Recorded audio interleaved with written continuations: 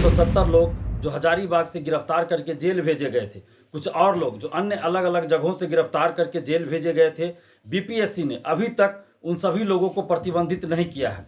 आखिर बीपीएससी ऐसा क्यों कर रही है? बीपीएससी अगर प्रतिबंधित नहीं कर रही है तो इसका मतलब यही माना जाएगा कि इस पेपर लीक में बीपीएससी भी संलिप्त है। सभी को बीपीएससी टीआरई 3 परीक्षा से पहले प्रतिबंधित करे, तभी टीआरई 3 की जो पुनर्परीक्षा है वो पारदर्शिता, ईमानदारी और निष्पक्षता के साथ संपन्न होगी। नमस्कार, आप देख रहे हैं लाइव सीरीज। मैं हूँ आपके साथ रोहित। हमको बता दें कि देखिए बीपीएससी टीआरई 3.0 का पुनः परीक्षा होना है, लेकिन देखिए अब परीक्षा से पहले छात्र नेता दिलीप ने बिहार सरकार से और बीपीएससी आयोग से बड़ी मांग कर दी है और कई सारे सवाल भी पूछ रहे हैं कि टीआरई 3.0 में जो पेपर लीक हुआ, जो लोग संलिप्त पाए गए, जितने लोगों को हजारीबाग से पकड़ा गया, आखिर उन लोगों को अभी तक क्यों नहीं प्रतिबंधित किया गया?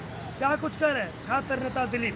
सबसे पहले आप उनका पूरा बयान सुनिए। नमस्कार दोस्तों, मैं दिलीप कुमार। दोस्तों, बीपीएससी टीआरई 3 पेपर लीक एवं धांधली सेटिंग के मामले में 270 लोग जो हजारीबाग से गिरफ्तार करके जेल भेजे गए थे, कुछ और लोग जो अन्य अलग अलग जगहों से गिरफ्तार करके जेल भेजे गए थे, बीपीएससी ने अभी तक उन सभी लोगों को प्रतिबंधित नहीं किया है। आखिर बीपीएससी ऐसा क्यों कर रही है?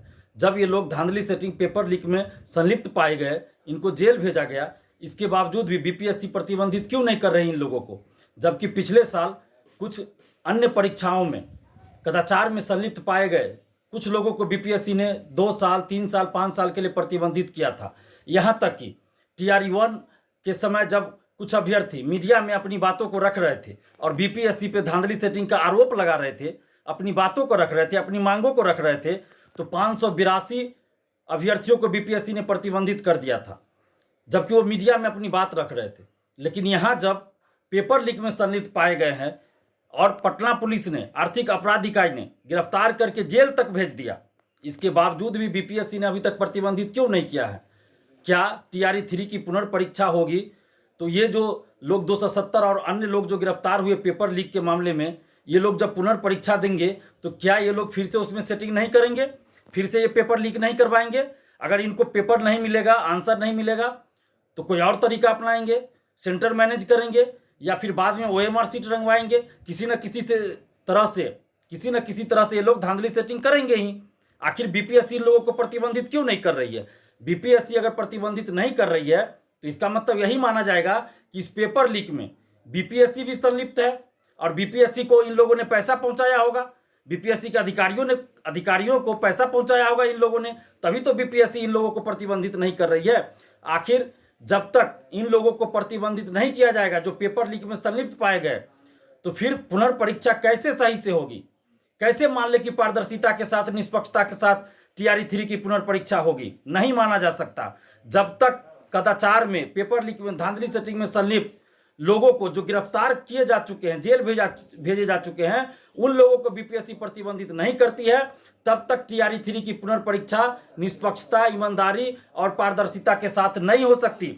इसलिए हम ये मांग कर रहे हैं बीपीएससी से कि जितने भी लोग बीपीएससी टीआरई 3 पेपर लीक, धांधली सेटिंग या कदाचार के किसी अन्य मामले में गिरफ्तार करके जेल भेजे गए, उन सभी को बीपीएससी अविलंब प्रतिबंधित करे। अन्यथा यही माना जाएगा कि बीपीएससी भी इस पेपर लीक कांड में संलिप्त है और इन लोगों को संरक्षण दे रही है और इन लोगों से बीपीएससी ने पैसा लिया है, बीपीएससी के अधिकारियों ने पैसा लिया है और इसीलिए बीपीएससी के ऊपर शिक्षा माफियाओं का दबाव है। इन जो लोग पकड़े गए पेपर लीक में, उन लोगों का दबाव है और इसीलिए बीपीएससी इन लोगों को प्रतिबंधित नहीं कर रही है। अगर बीपीएससी ईमानदार है, अगर बीपीएससी पेपर लीक में संलिप्त नहीं है, बीपीएससी के अधिकारियों ने इन पेपर लीक में संलिप्त इन लोगों से पैसा नहीं लिया है, तो बीपीएससी इन सभी लोगों को जो पेपर लीक, धांधली सेटिंग या कदाचार के किसी अन्य मामले में संलिप्त पाए गए, जेल भेजे गए, इन सभी को बीपीएससी टीआरई 3 परीक्षा से पहले प्रतिबंधित करे, तभी टीआरई 3 की जो पुनर्परीक्षा है वो पारदर्शिता, ईमानदारी और निष्पक्षता के साथ संपन्न होगी। अगर बीपीएससी प्रतिबंधित नहीं करती है तो ये लाखों अभ्यर्थियों के साथ अन्याय होगा और टीआरई 3 की पुनर्परीक्षा ईमानदारी, निष्पक्षता और पारदर्शिता के साथ नहीं हो पाएगी। इसलिए हम ये मांग कर रहे हैं कि बीपीएससी ये जो जितने भी लोग पेपर लीक, धांधली सेटिंग में संलिप्त पाए गए, जेल भेजे गए, इन सभी को प्रतिबंधित करे। अभी आपने देखा जो छात्र नेता दिलीप है, बीपीएससी आयोग से पूछ रहे हैं कि जितने लोगों को हजारीबाग से पकड़ा गया था पेपर लीक मामले में टीआरई 3.0 में, उन लोगों को अभी तक आयोग के द्वारा प्रतिबंध क्यों नहीं किया गया। पूछ रहे हैं कि अगर उन लोगों को प्रतिबंध नहीं किया गया है तो क्या जरूरी है कि अगर फिर से पुनः परीक्षा लिया जाता है तो क्या जरूरी है कि परीक्षा पूरा निष्पक्षता से लिया जाएगा।